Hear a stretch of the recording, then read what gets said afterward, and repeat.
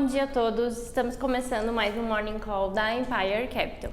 Hoje, segunda-feira, o principal destaque é a existência do presidente Biden à corrida eleitoral lá nos Estados Unidos. Ontem à noite, então, ele anunciou que não irá participar das eleições e indicou a sua vice, Kamala Harris, para concorrer em seu lugar.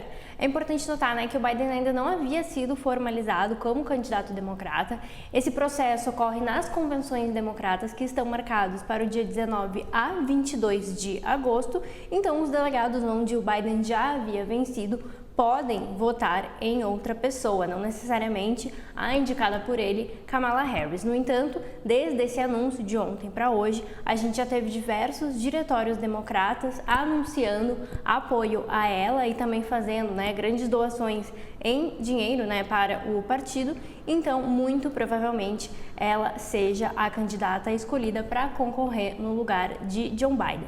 Só lembrando, na semana passada a gente já tinha antecipado que o mercado esperava que ele desistisse da corrida presidencial até o final da semana passada, então realmente isso não acaba surpreendendo, isso já era esperado.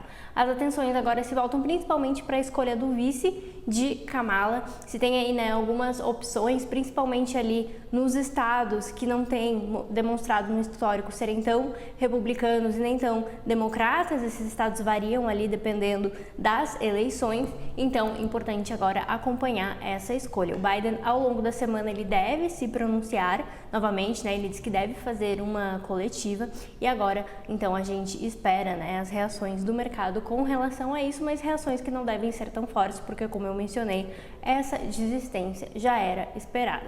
Em função disso, a gente tem as bolsas reagindo em leve alta na sua maioria, com exceção da Ásia. Lá a gente teve os mercados fechando mistos, então a gente teve Nikkei apresentando queda de 1% e as bolsas na China fechando em leve alta.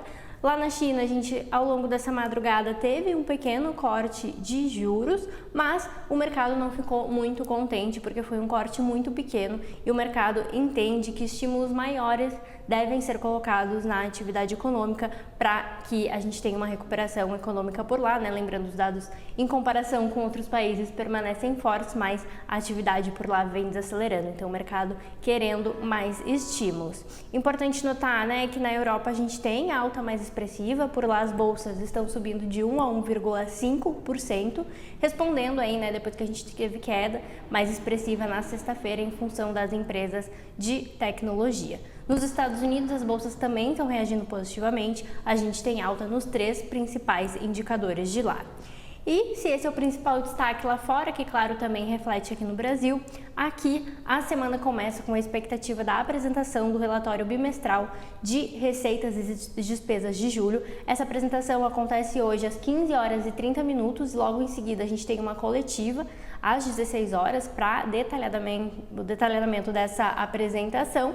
E só lembrando, a gente já teve o anúncio de que vai ser aí anunciada uma contenção de 15 bilhões no orçamento para garantir o cumprimento do arcabouço fiscal nesse ano. Isso foi dito, foi anunciado pelo ministro da Economia, o Haddad, na semana passada, mas hoje então a gente tem essa oficialização e o mercado também fica aguardando esses detalhes. Com relação à agenda econômica, essa semana a gente tem agenda mais fraca aqui no Brasil. A gente deve ter divulgação de dados de arrecadação para o mês de julho, mas ainda não tem uma data específica, uma data agendada.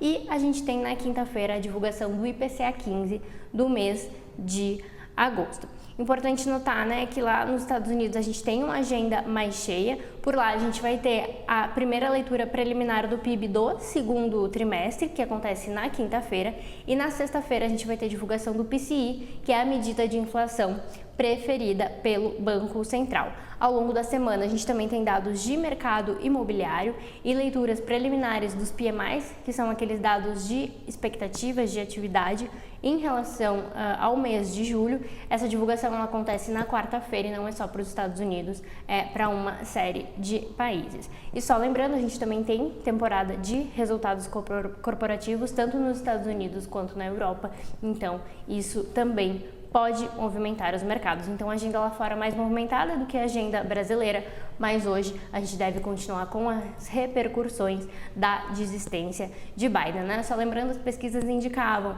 que tanto Biden, né, ou Kamala, se fossem concorrer com o Donald Trump, Trump estaria em uma maior vantagem, e as últimas pesquisas que a gente teve, né, inclusive pesquisas realizadas depois do atentado ao Donald Trump, elas mostram realmente que o Trump permanece em vantagem mesmo se for a Kamala, né, que vá disputar as eleições por lá. Mas é claro, o mercado aí então se reajustando com relação a essas expectativas e essa reviravolta aí que a gente teve nas eleições nos 45 minutos do segundo tempo, né? As eleições lá são em novembro, então essas mudanças aí bem próximo da data por lá. Então esse principal destaque no dia de hoje que movimenta os mercados.